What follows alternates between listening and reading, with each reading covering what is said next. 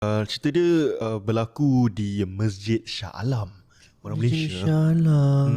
Dia pernah kena kacau kat masjid. Kisah ni terjadi ni di masa weekday.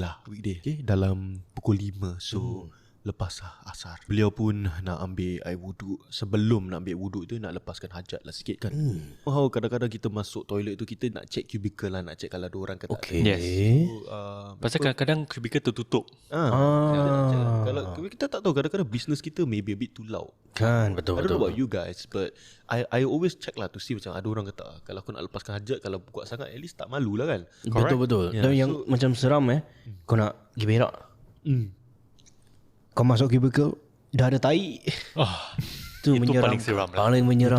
Itu paling seram. Belum berak tapi dah ada tai. Aku baru kena tadi. Alamak. Baru kena tadi. Tahan amat. Aku tengok betul-betul turn off.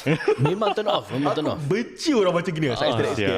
Kau tak boleh flush je ke? Susah sangat kena flush. Orang macam ni. Kau dah lepaskan hajat kau, kau cuci lah betul-betul sikit Lepas kan. That's of course. Habis macam, you know, kalau ketol tu ada figure shape tak apa tau. Kadang-kadang dah bersepah. Pasal aku punya tempat kerja tu adalah this toilet uncle cleaner tau, who only cleans for 2 hours per day tau. Dia complain kat aku tau. Aku macam keluar toilet. Dia fikir kau kot. Tak, bukan. Dia tahu bukan aku. Okay. Kita dah buat rapport kan. Of course.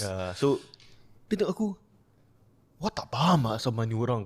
Nak berak pun tak tahu berak. Dia aku like, Salah. itu lah pasal. Macam Berak itu pun nak lah, ajar guys. apa. Kita Come apa on nak lah, kena gang. buat I podcast don't know ajar about- berak apa.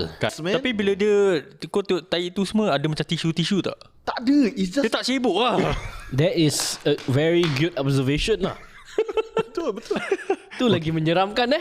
Dia dah keluar dia tak jebuk. Okey, silakan Melekit-lekit ke? pantat dia. Okay, silakan kau. Oh, kita mulakan Mari lagi. kita sambung. Ya. Maafkan side track sikit.